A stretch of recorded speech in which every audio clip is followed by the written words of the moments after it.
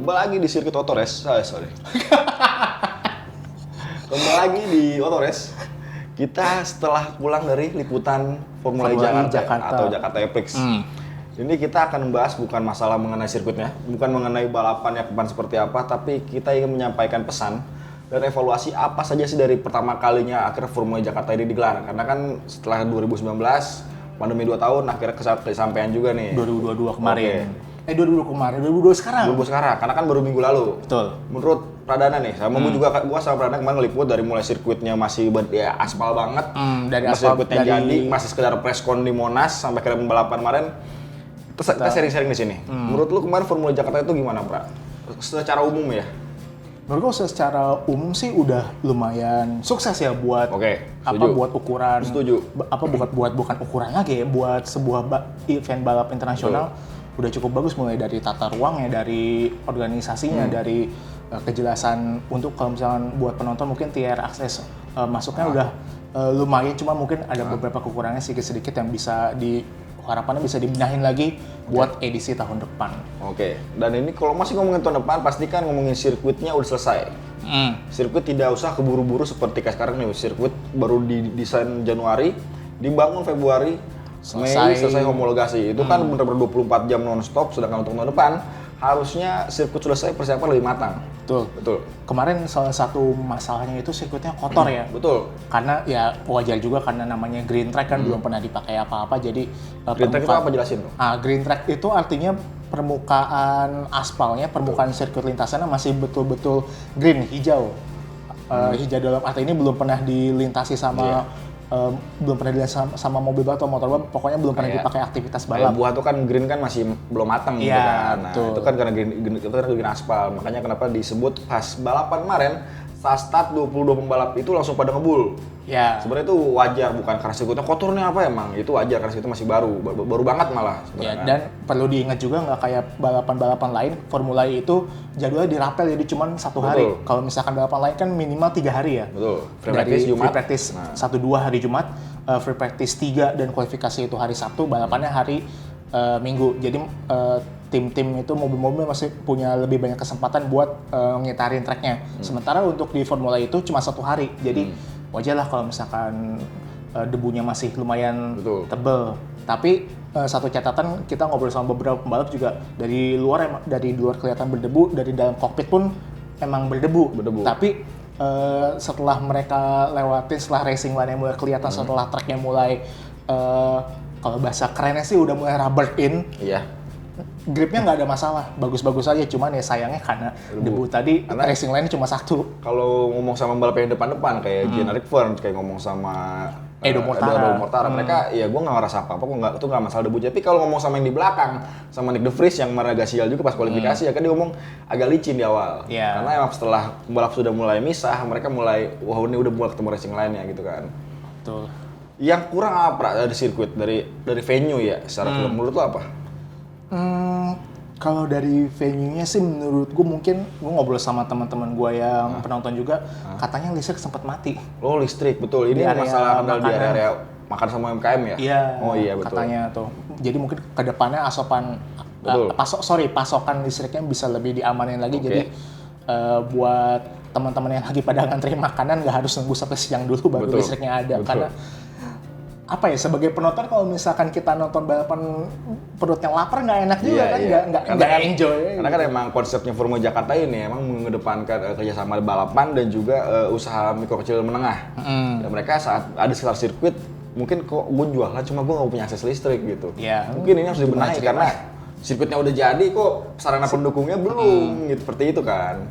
Tapi ya itu tadi jadi kesempatan buat diperbaikin lagi buat event tahun depan, karena ya main eventnya udah bagus lah, balapannya udah bagus, tinggal rapi banget, rapi banget.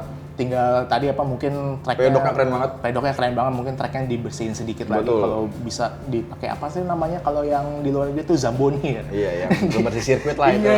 Bersih sirkuit itu sama mungkin tadi kesiapan untuk infrastruktur pendukung pendukung sirkuitnya lebih apik lagi sedikit. Sekarang gue pengen ngomongin akses. Karena kemarin kan ngomongin akses ke Ancol ini, itu Taman Impian Jaya Ancol semua ditutup. Iya. Jadi kantong parkir itu dipindahkan untuk VVIP ada di Jakarta International Stadium atau di JIS, sedangkan untuk kategori yang di bawah VIP ke bawah, yang reguler grandstand bawah itu ada di J-Expo. Iya, J-Expo. Itu main jauh sebenarnya J-Expo. Tapi untungnya disediain shuttle. Betul, disediain shuttle yang langsung menuju ke Ancol. Cuman shuttle-nya itu, nih agak ini lagi dikit nih. Shuttle-nya itu mulai dari jam 8. Kalau buat mayoritas fans sih nggak masalah karena mungkin mereka nggak begitu tertarik sama free practice atau free practice 2 mungkin. Tapi kalau misalkan buat fans yang lebih fanatik lagi yang mau nonton dari bener-bener dari awal, mungkin shuttle-nya bisa lebih pagi lagi sedikit mungkin dari 6:30 mungkin kan karena kalau nggak salah tuh jadwal 7. Dari jam 7 ya, 7 jam 7 pagi. Karena masuk yang wartawan kayak kita juga ngerasain ya jam 7 udah mulai, shuttle jam 8 gitu ya. Saya jalan kaki 5 km. Akhirnya kita kan ngakalin seperti itu. Akhirnya kita kan dengan naik angkutan umum, kita turun di Ancol jalan kaki ke situ gitu. Seperti itu, nggak ada cara lain, ngejar pagi kayak gitu. Nggak apa-apa sih sebenarnya hitung-hitung olahraga, cuman kalau bisa lebih normal, efisien. mungkin lebih harusnya jam 6 lah ya gitu. Sama ini Pra. Apa tuh? Ancol itu ditutup. Oh. Sangat disayangkan menurut gue sebagai bukan luar media ya, sebagai penonton Formula E. Kenapa Ancol yang menjadi lokasi Formula E itu harus ditutup? Sedangkan kalau ini gue bercerita sedikit ya. Gue tuh ya pengalaman gue Formula E Hong Kong 2019 itu kan Ancol sama Hong Kong ini mirip-mirip. Sama-sama lokasi sirkuit yang di tamannya di dekat pantai. Di area hiburan pantai gitu kan. Sedangkan waktu di Hong Kong itu, lu yang mau ke area sirkuit ya bayar. Cuma lu kalau di luar sirkuit mau nikmatin pantai, mau jogging, mau sekedar berjemur tuh nggak masalah gitu. Sedangkan disediain pun layar besarnya, cuma lu nggak bisa masuk ke deket-deket area situ. Dan sedangkan semua area itu lu nggak boleh bawa kendaraan. Semua harus parkir minimal 2 atau 3 km dari area sirkuit. Sama kan kayak di Ancol kan. Harusnya kenapa ya Taman Impian Jaya Ancol tuh mungkin ini menurut pendapat gue ya. Mungkin bisa dievaluasi untuk Jakpro tahun depan, untuk Formula Jakarta tahun depan. Mungkin di area masuk itu pintu gerbang timur, gerbang utamanya itu. Ke kanannya kita ke kanan nih, sirkuit. Ya udah itu steril. Oh, sebelah kirinya ya udah silakan mau ke arah Dufan itu, ke arah Bandar Jakarta, arah Dufan ya itu boleh perbolehkan lah mau jogging segala macam ya. Mau istirahat, cuma kalau yang mau ke sana tetap nggak boleh bawa kendaraan. Soalnya kalau misalkan nggak salah itu salah satu tier tiket yang disediakan Jakpro itu kan Ancol Festival ya. Betul. Itu 250.000 kalau nggak salah, apa bersihnya belum kena pajak segala macam. Itu tuh buat di area Ancolnya aja. Betul. Jadi apa namanya nontonnya sendiri kayak tadi lu bilang pakai layar lebar cuman hiburannya dikasih konser juga, ada 3 panggung kalau nggak salah di sana sama tiket itu udah termasuk kalau misalnya lu mau ke Dufan atau ke SeaWorld apa itu gratis. Beli tiket festivalnya itu dapat langsung boleh masuk ke Dufan, Gelang Samudra, ke SeaWorld kan bebas. Ya, cuman mungkin kalau misalkan dari saran lu yang area barat kesananya kan emang nggak dipakai buat Formula E segala macam, dan kalau nggak salah tuh nggak masuk cakupan tiketnya juga itu juga saran gue sih ya nggak apa-apa dibuka buat umum juga aja, gitu. Mungkin disediain layar juga beberapa, karena kalau buat gue pribadi sih itu melihat balapan secara langsung itu meskipun dari layar lebar itu advertisement yang paling ampuh lah buat bikin orang-orang yang tadinya ini nggak tertarik buat beli tiket. Jadi seru juga balapannya, tahun depan gue coba beli tiket lah. Iya, karena kan mungkin saat kita berada di area sirkuit nih mungkin kita tahu di sana ada balapan, kita nggak bisa nonton. Cuma kita tahu balapannya seru ternyata. Ya, kenapa tahun depan gue nabung deh buat beli yang grandstand. Karena kita nggak boleh istilahnya kita nggak boleh mikir ini juga, karena Formula E ini bagaimanapun memang masuk suatu motorsport yang masih baru. Baru seasonnya baru season 8 kan, baru 8 tahun lah hitungan kasarnya, baru 8 tahun dibandingin sama MotoGP dibandingin F1 tuh jauh lebih muda. Jadi wajar kalau misalkan interestnya terutama di Indonesia ini belum terlalu tinggi. Tapi emang melihat antusias kemarin cukup ramai, sebenarnya sih boleh ya lumayan lah ya. Penontonnya sudah mulai pada nih pembalap siapa, mulai tahu Max Evan, mulai tahu Jerry Rickford, minimal yang podium mereka udah tahu. Ya, peningkatan dari sebelumnya tahunya cuma Nick De Vries doang kan. Betul, karena De Vries punya orang Indonesia. Banyak diberitain keturunan Indonesia mungkin ya, exposure-nya dari situ. Jadi ya masukan yang buat gue sih lumayan bagus ngebuka area Ancol yang nggak kepakai buat sirkuit, nggak kepakai buat festival ke masyarakat umum, dan mungkin disediain beberapa layar tadi buat biar mereka nonton di situ, bisa jajan di situ, beli merchandise di situ mungkin kan. Lucu di gantungan kunci Formula E. Gitu. Dan harapan kesananya bisa mereka tuh bisa jadi fans yang bayar tiket buat masuk ke area sirkuitnya tahun depannya. Apalagi tahun depan lebih menarik lagi, Gentry mulai nih. Iya, karena kan Jakarta itu masih punya kontrak masih lama, sampai 2024 kalau tanda tangan per 2020. Terus sampai 2024, jika 2 tahun pandemi nggak kepake, kan berarti kan kontraknya bisa 2026 opsionalnya. Iya, kalau nggak salah tuh Jakpro bilang, Mas Aroninya sendiri bilang siapa, kalau ngomongin sama Formula E-nya sih sama FIO-nya, kalau kontrak yang hilang berapa tahun? 2 tahun ya? 2 tahun. Bisa dinego-nego lagi, bisa ditambahin lagi. Ditambahin lagi, apalagi melihat kemarin cukup berhasil, jadi kan sold out crowd ya kalau nggak salah kemarin. Apa? Sold out crowd kalau nggak salah tuh. Ya. Kan. Paling di Asia paling lumayan sejauh ini. Oke, masih ngomongin penonton, salah satu yang daya tarik adalah jelas area hiburan. Betul. Area hiburan itu termasuk ada di toko merchandise, area makan, istirahat. Dan uniknya di Formula E itu disediakan namanya hydration zone. Tempat di mana semua penonton boleh ngambil air minum secara gratis. Betul. Disediain gelas juga di situ atau bawa botol plastik sendiri. Tumbler, jangan botol plastik. Tumbler ya. Iya. Nama kita namanya tumbler. Tahu kan botol plastik itu bisa botol yang kita pakai sehari-hari gitu kan. Isi ulang itu gratis di situ. Nah, kenapa di sini masih terasa kurang? Kalau di Village mungkin agak banyak, cuma saat di area sirkuitnya, area sirkuit, area propernya di grandstand itu kurang. Macam. Iya ya, kita untuk jujur kalau gue pribadi sih gue nggak banyak jalan-jalan ke area tribun segala macam ya, karena tugas gue lebih banyak di media center. Harus nulis segala macam. Cuman kalau lu kan bisa keliling ya. Bisa keliling. Tapi sekalinya gue keliling bareng lu itu kita ke area podium ya waktu itu ya, itu emang kerasa keberadaan hydration center itu kurang banget. Area crowd yang harus segitu banyak. Cuman satu titik tuh emang sedikit kurang ya. Banyak banget yang rebutan minum setelah podium. Pasti. Dan kalau bisa sih iya benar area hydration centernya ditambah ya di beberapa titik, minimal di dalam satu area grandstand itu ada 3 lah. Iya. 2 atau 3 gitu. Betul. Kan. Minimal jadi kan mereka kalau misalnya mau minum jadi tidak rebutan. Terlalu jauh. Karena kan satu hydration zone ini ada 1, 2, 3, 4, ada 4 dispenser. Iya. Mungkin kalau misalnya luas pun bisa jadi 6 karena belakang bisa 2 lagi kan. Mungkin cukup banyak sebenarnya, tapi kalau 8 untuk orang segitu banyak sih. Dispenser pun dispenser rumah, bukan dispenser yang... Iya, bukan dispenser yang kalau misalkan pengalaman lu di Hong Kong. Sama sih, dispenser ini. Dispenser apa industrial? McD. Yang di KFC. Yang gitu cepet tuh. Dispenser yang free minum free refill gitu ya. Free refill itu kenceng, jadi nyara kenceng. Iya. Itu makanya kenapa gua ekspektasi gua kok. Gua jadi kayak gua sialnya gua pernah ngeliput Formula E duluan. Ekspektasi ketinggian ya. Jadi gua ketinggian, iya, saat itu. Mungkin buat tahun depan. Mungkin jadi evaluasi karena kan Jakarta. Kok kan udah berapa tahun kan? Mungkin Jakarta tahun depan. Ini kan baru inaugural juga kan sekarang. Betul. Kan sama kalau nggak salah tuh yang nggak sesuai ekspektasi lu lagi tuh buat ngambil minumnya. Kalau misalkan dari Hong Kong gua nggak kasih refill, gua nggak bawa, ada terus dimasukin ada gambar ininya, ada insertnya. Nah, kalau misalkan di Formula E Jakarta masih gelas plastik, tapi untungnya gelasnya gelas compostable. Gelas plastik yang bisa didaur ulang dan dibuat dari bahan ulang juga. Jadinya masih ramah lingkungan. Cuman nggak tahu nih, mungkin sayangnya orang Indonesia ya masih banyak yang jadi buang sampah sembarangan. Gelas yang compostable itu tetap masih dibuang sembarangan. Tapi tempat sampah itu masih kurang.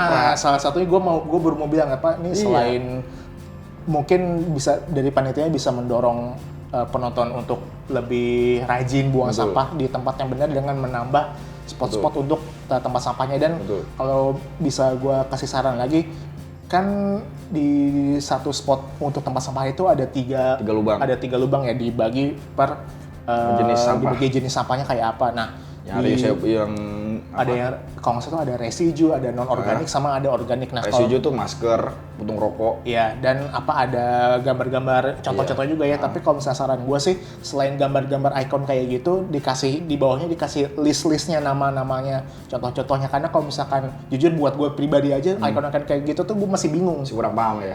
Iya. Ini maksudnya apa? Iya, segala macam kan. Jadi mungkin salah satunya bisa ditambah itu lagi. Masih ngomongin asupan. Apa tuh? Asupan yang kita ngomongin adalah makan siang dan sarapan yang terlalu kebarat-baratan. Oh, karena ini konsepnya mungkin Formula Jakarta itu kan ramah lingkungan ya. Jadi kita nggak makan siang salad juga dong. Dipaksa jadi vegetarian ya. Iya. Nggak vegetarian juga sih. Karena masih ada dagingnya sedikit-sedikit. Cuman ya emang kebarat-baratan banget sih, bayangin. Bahkan pun saat saya tahu orang bule di belakang saya, banyak fotografer bule, banyak press officer dari tim-tim, mereka pas lihat makan siang kok makan salad gitu. Ini apa perlu kita bilang aja nih, makanan kita di media center itu waktu makan siangnya itu kita dikasih cheese board, dikasih dikasih daging ham. Gue nggak tahu hamnya, mudah-mudahan itu ham sapi ya, bukan ham sapi dong, kan Indonesia. Iya sih harusnya ya, kita berdoa aja itu. Dikasih keju cheddar 2 stick, dikasih keju apa lagi gue nggak tahu, camembert apa gue nggak tahu, itu dikasih keju 2 sama selada 2 biji sama biskuit cracker Meiji. Kenyang. 2 biji. Makanya ini kita mau ceritanya apa kan? Itu ada video dari si Jaguar, Mitch Evans. Oh, Mitch Evans makan itu pun dia bingung. Ini makan siang gue kok begini gitu. Ini makan sarapan atau cemilan oke lah. Iya, makanya karena kalau di luar negeri pun suguhan kayak gitu tuh biasanya buat pesta gitu, bukan kan? Buat makanan berat. Iya kan, di Mandalika aja kan masih dikasih, emang ada pilihan yang western sama yang orang Indonesia gitu kan, dan makan siang kan tetap karbo gitu. Iya, dan makanan makanan juga makanan gitu. Berat. Iya, kalau kita di sana kalau cuma sandwich sama tadi cheese board gitu. Iya, apa gitu.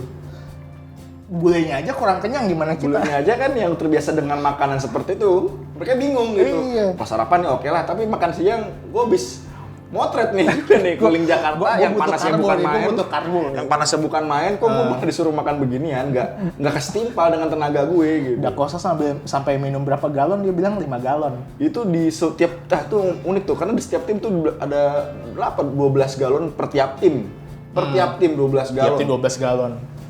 Minumnya berarti kuat banget tuh, orang banyak. Setim itu banyak, itu emang buat gantiin cairan mereka juga kan panas banget. Iya. Salah satu makanan yang harus dicermati oleh Jakpro dan Formula Jakarta tahun depan adalah makan siang. Tolong cateringnya cari makanan berat ya, jangan makan salad. Boleh atau kalau minimal boleh lah. Atau kalau nggak minimal dibagi lah. Kalau misalkan misalkan kayak gua yang di media center doang ya, makan yang ringan-ringan nggak apa-apa dah. Buat yang di lapangan dikasih nih makanan berat, apa kayak nasi, kayak pasta, kayak apa gitu kan. Iya, kalau mau berat-beratan ya pasta boleh lah gitu kan. Ini nggak masalah, orang boleh masih, gue masih kenyang nih. Iya. Si kenyang tuh gue makan. Saya sampai jajan mie instan di luar. Oh iya. Untung ada vending machine. Ada vending machine di area isinya pop-mie gitu-gitu. Jadi ada jual mie instan untungnya. Makanya balik lagi ke Hong Kong lagi, gue masih makan nasi goreng di sana gitu. Masih kalau nggak salah di Hong Kong juga lu bilang disediain ya itu dibedakan yang ada Asia, ada yang Western gitu kan. Dan dua-duanya sama-sama makan daging B2 kan berat. Saya nggak ada pilihan lagi pak, gimana? Nggak boleh sholat sebulan dong. Ya gimana, daripada saya kelaparan kan boleh kan, saya dalam kerja tidak di negara sendiri, boleh lah gitu. Ya udah. Daripada saya kelaparan gitu kan. Apalagi, tuh catatan kedua tuh makanan. Makanan penting karena makanan itu nggak cuma media center, memang semua ke kru balapnya, ke SCOC, ke director, makanannya sama semua. Mungkin karena biar hemat ini kali ya, menu kali ya, jadi semua dipukul rata. Ya gue nggak tahu. Mungkin. Siapa tahu kan? Dengan makan barat-baratan yang tidak kenyang itu. Jadi mereka samain semua. Masih nggak ikhlas. Ya gimana ya, capek. Pamulang Ancol nggak deket loh. Dan jalan kaki loh. Lo compare makanan lu, ntar kita ikutan lapar ya, ganti. Ini adalah pesan terakhir. Pesan terakhir kemarin banyak penonton saat menjelang balapan tidak bisa kembali ke tribun masing-masing. Ini fakta. Kalian tahu kan mungkin saat di podium ada beberapa petinggi negara. Ada Puan Maharani, Ketua DPR, ada Bambang Susatyo, Ketua MPR, ada Pak Presiden Pak Joko Widodo, ada siapa lagi? Gubernur DKI jelas, Pak Anies Baswedan, sampai itu di podium ya. Saat mereka tiba, itu beberapa area disterilisasi, tidak boleh ada kerumunan penonton. Termasuk terutama di area tangga-tangganya. Di area tangga, di area jembatan, sama di area tribun yang di ujung dekat tikungan pertama. Ini sangat disayangkan karena saat sebelum balapan ini dimulai, itu ada pit lane walk. Semua orang pasti akan ketemu pembalap idolanya. Minimal pengen foto lah, pengen tahu mobil Formula itu apa, di garasinya masing-masing apa. Lalu setelah dari sana mereka akan makan siang. Betul kan? Baru balik lagi ke saat mereka pengen nonton balapan. Mereka dikunci, nggak bisa masuk.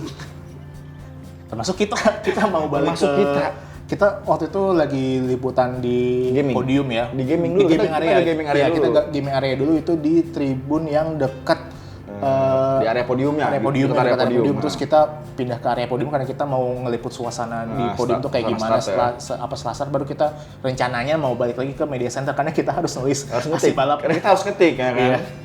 Nah, itu kita balik ke media center ditahan. Iya. Oleh beberapa petugas keamanan bilang mereka tidak boleh lewat karena beberapa alasan. Menurut saya ini nggak masuk di akal. Kita media center, kita media Pak. Mulut mana gitu. Iya, nggak bisa ada nyebrang. Kalau misalkan mungkin aksesnya ada tunnelnya atau gimana mungkin bisa dikasih alternatif. Ini kenapa nggak boleh lewat hanya untuk sekedar sterilisasi gitu. Kenapa untuk para petinggi negara ini tidak disiapkan jalur khusus? Atau kalau siapin jembatan sendiri deh, lu nggak boleh pakai, silakan. Ya, atau minimal sejak awal udah ada pemberitahuan. Betul. Dari pukul berapa sampai pukul berapa area mau disterilisasi. Jadi para penonton termasuk kita yang harus kembali ke media center atau kembali ke tribunnya masing-masing bisa siap-siap, nggak apa ya istilahnya nggak kecelek lah dengan jadwal awalnya kan kita pikiran aman lah gitu. Betul. Kan nggak ada. Lagi temen gue ada yang di 1B di dekat tikungan pertama itu, dia udah dari F Village nggak bisa masuk, dia puter ke P10 masuk itu nggak bisa juga, akhirnya dia muter-muter. Gue lewat mana? Gue punya tiket grandstand nggak kepake. Sama kasihan kan jadinya yang itu sekedar itu udah balapan ya nggak nonton saat hanya untuk sterilisasi akses pejabat. Menurut gue sih kurang. Di situ kurang terang. Iya, sama ya ini ada teman gue juga yang tadinya mau ikutan pitwalk session karena pitwalk session itu terbuka buat semua tier. Betul. Semua tiket yang bisa masuk ke area sirkuit ya. Dan itu karena antriannya panjang banget. Ya maklum sih pasti semua orang mau ngelihat. Semua orang pengen tahu. Iya, semua pengen tahu. Itu dia ngantri dari jam 11 sampai akhirnya ada sterilisasi, dia nggak bisa masuk. Jadi mungkin jadi suatu PR juga kali mungkin kalau misalkan nantinya ada atau tidak ada pun kunjungan dari pejabat-pejabat negara, mungkin dari panitia timetable-nya harus udah mengakomodir buat hal-hal kayak gitu ya. Standar keamanan itu penting, cuma jangan bersama miskom. Betul. Karena teman kita yang punya jaket fotografer nggak bisa masuk. Jelas-jelas dia fotografer. Jaket fotografer Pak. Itu sekedar informasi ya. Kalau misalkan punya bib fotografer, jaket fotografer itu aksesnya bahkan lebih tinggi daripada kita. Kita, dia bisa masuk ke tepi sirkuit, tepinya sirkuit langsung aksesnya setelah mereka gitu. Ya, dan bisa mena-mena malah bisa dibilang kan. Iya. Makanya dia nggak boleh masuk. Gimana ceritanya? Ya mungkin untuk kedepannya tadi Ya tolong kalau mas-mas petugas keamanan kalau briefing didengerin ya. Tegasin aja. Karena ini lagi kalau nggak salah tuh waktu kita ketahan di tangga itu ada orang dari FIA-nya sendiri bilang, dari FIA bilang boleh masuk asal pelan-pelan. Iya, karena bilang kan dia sendiri bingung kenapa ditahan gitu. Mister, ada yang bilang ibu, Mister tolong saya pengen ke sana. You can go in kan. Boleh naik semua. But slowly dia. Udah dibatasin dikit-dikit. Karena miskom jadi seakan-akan kalau boleh dikit-dikit, nggak boleh semua. Itulah. Oke, tahun depan. Oh, satu lagi. Apa lagi, Pra? Ada ini titipan dari teman gue juga yang pada pengen ngomong apa nih? Sampaikan pesannya, mungkin sampai di Jakpro. Kalau misalkan ada booth merchandise apa segala macam, jangan cuma booth jangan cuma merchandise official dari penyelenggaranya, tapi dari timnya juga. Nah, karena tim itu benar.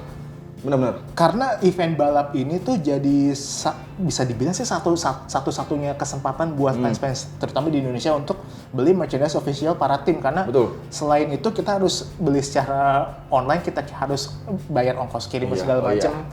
Jadi ya kenapa saat ada eventnya di sini nggak ada gitu? Iya, malah nggak ada. Iya gitu ya. Karena gue sendiri ngalamin begitu pas gue nonton balap di luar negeri itu salah satu hal wajib yang harus gue beli itu merchandise tim. Betul. Karena itu barang langka. Benar. Lihat.